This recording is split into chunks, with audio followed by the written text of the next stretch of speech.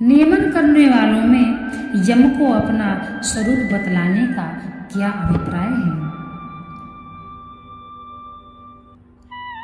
मर्त्य और देव जगत में जितने भी नियमन करने वाले अधिकारी हैं, यमराज उन सब में बढ़कर है।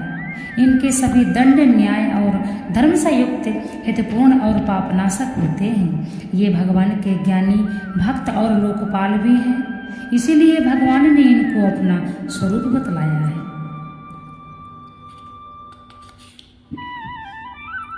मैं दैत्यों में प्रहलाद और गणना करने वालों का समय हूँ तथा पशुओं में मृगराज, सिंह और पक्षियों में मैं गर्व हूँ। दैत्यों में प्रहलाद अपना स्वरूप बतलाने का क्या अभिप्राय है? दिति के वंशजों को दैत्य कहते हैं। उन सब में प्रहलाद उत्तम माने गए हैं, क्योंकि वे सर्वगुण संपन्न परम पर धर्मात्मा और भगवान के परम श्रद्धालु, निष्काम अनन्य प्रेम भक्त तथा दैत्यों के राजा हैं। इसलिए भगवान ने उनको अपना स्वरूप बतलाया है। यहाँ काल शब्द किसका वाचक है और उसे अपना स्वरूप बतलाने का क्या अभिप्राय है? यहाँ काल शब्द क्षण, घड़ी, दिन, पक्ष, मास आदि नामों से कहे जाने वाले समय का वाचक है। गणित विद्या के जानने वालों का गणना का आधार है। इसलिए काल को भगवान ने अपना स्वरूप बतलाया है। सिंह तो हिंसक पशु है, इसकी गणना भगवान ने अपनी विभूतियों में कैसे की? सिंह सब पशुओं का राजा माना गया है। वह सबसे बलवान, तेजस्वी, शूरवीर और साहसी होता है। इसलिए भगवान ने सिंह को अपना विभूतियों में गिना है। पक्षियों में गरुड़ को तथा अपना स्वरूप बतलाने का क्या अभिप्राय है? बिंता के पुत्र गरुड़ जी पक्षियों के राजा और उन सबसे बड़े होने के कारण पक्षियों में श्रेष्ठ माने गए हैं। साथ ही ये भगवान के वाहन, उनके परम भक्त और अत्यंत पराक्रमी हैं। इसीलिए गरुड़ को भगवान ने अपना स्वरूप बतलाया है।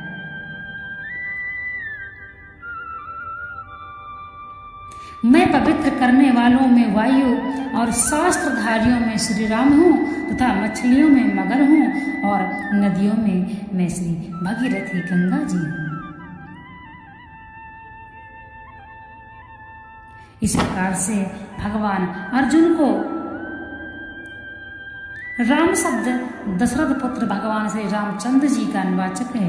उनको अपना स्वरूप बतलाकर भगवान ने यह भाव दिखलाया कि भिन्न भिन्न युगों में भिन्न भिन्न प्रकार की लीला करने के लिए मैं ही भिन्न भिन्न रूप धारण करता हूँ। श्री राम में और मुझ में कोई अंतर नहीं है। स्वयं मैं ही श्री राम हूँ, अवतीर्ण हूँ।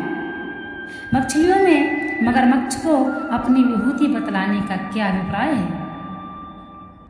जितने प्रकार की मछलियां होती हैं, उन सब में मगर बहुत बड़ा और बलवान होता है। इसी विशेषता के कारण मछलियों में मगर को भगवान ने अपनी विभूति बतलाया है।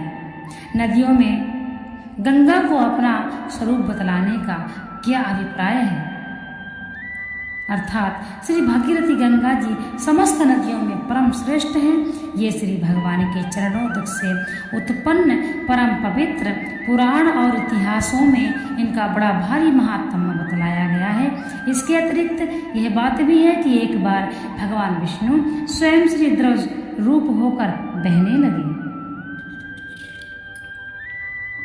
थे और ब्रह्मा जी के कमंडल में जाकर गंगा रूप गए थे। इस प्रकार साक्षात ब्रह्मद्रव होने के कारण भी गंगा जी का अत्यंत महात्म्य है। इसीलिए भगवान ने गंगा को अपना स्वरूप बतलाया है। बहुत ही प्यार से, विनम्रता से भगवान अर्जुन को समझा रहे हैं। भगवान अर्जुन से कहते हैं, अरे हे पार्थ, तुम उठो, तुम सिर्फ कारण बन जाओ। जितने भी युद्ध में लड़ने वाले हैं, भिड़ने वाले हैं, वह तो पहले ही मर चुके हैं। तुम सिर्फ उठो और कारण बन जाओ। अर्जुन इस प्रकार से चिंतित हैं और भगवान से अपने एक एक प्रश्न का सवाल पूछते हैं। फिर भी अर्जुन संतुष्ट नहीं होते हैं, इसलिए वह भगवान से गिड़गिड़ाते हुए और अपने कंठ से स्वर भी शुद्ध नहीं निकल पा रहा है, तब भी भगवान से वह अपने मन की सारी बातें पूछते हैं। भगवान का विराट स्वरूप देखकर अर्जुन भयभीत हो जाते हैं। भगवान श्री कृष्ण के एक एक शब्द से अर्जुन संतुष्ट हो जाते हैं। भगवान पर पूर्ण श्रद्धा भाव रखते हुए भगवान को समझ जाते हैं। इसलिए भगवान पर संशय करने वाला व्यक्ति नरक को जाता है। कहते हैं जो व्यक्ति अपने आराध्य में संशय करता है वह व्यक्ति घोर नरक को प्राप्त होता है। यदि आप भक्ति करते हैं, पूजा पाठ करते हैं, तो पहले आपके अंदर भाव होना चाहिए और पूर्ण श्रद्धा होनी चाहिए। अगर आपके अंदर श्रद्धा भाव भी है तथा आप संशय भी करते हैं तो यह एक पाप है। भगवान ही परिपूर्ण है, अर्थात ईश्वर ही परिपूर्ण है।